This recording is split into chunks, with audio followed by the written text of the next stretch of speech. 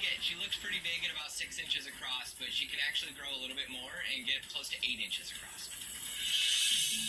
Because they lack bones, some invertebrates, like tarantulas, have exoskeletons or hard shell exteriors to protect them and keep their organs in place. In order for these invertebrates to grow, they must periodically shed their outer shells to make room for a larger one. A tarantula will grow a new skeleton on the interior, then emerge once it's developed, leaving the old skeleton behind. A big hairy tarantula like Marilyn might seem scary to some, but the truth is, she's as sweet as can be. A spider like Marilyn is really only going to attack if she feels threatened. She knows that I'm too big to be food, so she's not going to mistake me for lunch, but if I put her into a situation where she was nervous and felt the need to defend herself is really the only time she would show aggression. A tarantula bite isn't lethal, but with fangs the size of Marilyn's, it's definitely better to be on her good side. Tarantulas do have large fangs. Marilyn's fangs currently are about a half an inch long, so a bite from her would not feel good, but their venom is really not that strong. It's about the same as a bee sting. Tarantulas may be vastly different from many of the other animals you'll find here at the park, but not when it comes to keeping them healthy. We often think about doing yearly checkups on us and some of our bigger animals, but we do even take our invertebrates up for a yearly checkup with the vet. These aren't typical patients that you would see in a vet hospital, of course, but none of the stuff we work with is. So we're used to dealing with the unusual. Invertebrate medicine is still in its infancy. A lot of it is still just being explored because it's an area of medicine that really hasn't been investigated very thoroughly. The team takes Marilyn to the Animal Care Center for her annual wellness examination, starting with x-rays. We don't want her running off the table and potentially injuring herself. We actually just covered her with a paper towel so that she would stay nice and calm for the couple seconds it takes to take the x-ray.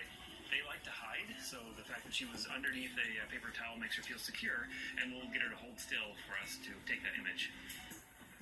She has no bones to observe, but Marilyn's x-rays will still provide other kinds of valuable information. What you're actually looking for is abnormal gas patterns on the x-ray that might indicate there's an infection internally.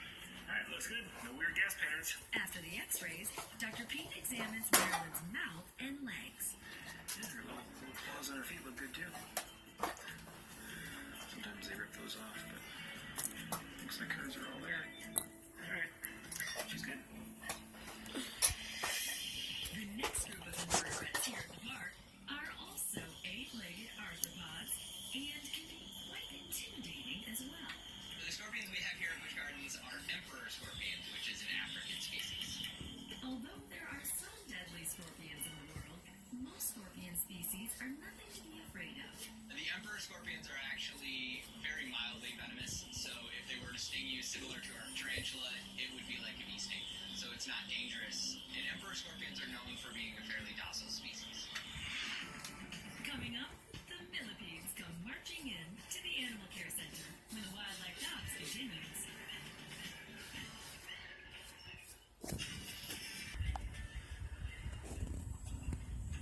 What do millipedes, scorpions, and tarantulas all have in common? They're invertebrates, of course.